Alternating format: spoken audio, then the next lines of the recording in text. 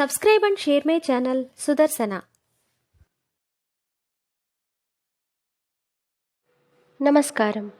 సుదర్శన YT ప్రేక్షకులకు స్వాగతం. శ్రీ క్రోధినామ సంవత్సర ఉగాది శుభాకాంక్షలతో ఉగాది పంచాంగ శ్రవణమును చేద్దాం. శ్రీ క్రోధినామ సంవత్సర కుంభరాశి ఫలితములు. ధనిష్ట నక్షత్రం 3-4 పాదములు, శతభిష నక్షత్రం 1-2-3-4 పాదములు, పూర్వాభాద్ర నక్షత్రం 1-2-3 పాదముల వారు కుంభరాశిలో ఉంటారు. ఈ రాశివారికి ఆదాయం 14, వ్యయం 14, రాజపూజ్యం 6, అవమానం 1గా చెప్పబడుతోంది. ఈ రాశివారికి మే 1 నుండి సంవత్సరాంతం వరకు చతుర్థ స్థానమునందు గురుడు లోహమూర్తిగాను, శనేశ్వరుడు సంవత్సరమంతా జన్మరాశియందు తామ్రమూర్తిగాను, రాహుకేతువులు సంవత్సరమంతా ద్వితీయ అష్టమ స్థానములందు లోహమూర్తులుగాను సంచరిస్తారు. చతుర్థ స్థానమునందు గురుడు ఉండటం వలన వీరికి నూతన గృహయోగం కలుగుతుంది. అధిక శ్రమతో ధన సంపాదన చేస్తారు. ఆర్థిక స్థిరత్వాన్ని సాధిస్తారు. ఉద్యోగస్తులకు సామాన్యమైన మార్పులు, బదిలీలు తప్పవు.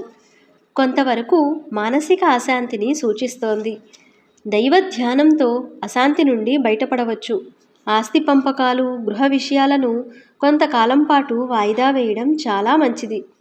ఆర్థిక సమతుల్యతను సాధించడానికి దుబారా ఖర్చులను తగ్గించుకోవాలి. విందు వినోదాలకు దూరంగా ఉండడం మంచిది. ప్రయాణాలలో అప్రమత్తంగా ఉండాలి. తల్లిదండ్రులతో జాగ్రత్తగా ఉండాలి. వ్యాపారస్తులు ఈ సంవత్సరం మిశ్రమ ఫలితాలను చూస్తారు. ఆరోగ్య విషయంలో చాలా జాగ్రత్త అవసరం. దైవబలం ఉన్నప్పుడు ఎలాంటి కష్టమైనా అధిగమించవచ్చు అని తెలుసుకోవాలి. మీ స్వశక్తితో వృత్తిపరంగా ఆధిక్యతను ప్రదర్శించి సహోద్యోగుల గౌరవాన్ని పొందుతారు. ఎవరితోనూ ఎక్కువగా వాదనలు చేయకూడదు. మత్స్య పరిశ్రమ వారికి, వ్యవసాయ రంగం వారికి ఈ సంవత్సరం మంచి ఫలితాలు ఉంటాయి. ధనిష్ట నక్షత్రం వారికి ఉద్యోగంలో ఉన్నతి ఉంటుంది. శతభిష నక్షత్రం వారికి విద్యా ఉద్యోగ విషయాలలో ముందంజ ఉంటుంది. పూర్వభాద్ర నక్షత్రం వారికి చేసే పనిలో ఏకాగ్రతను చూపిస్తే మంచి ఫలితాలను పొందుతారు.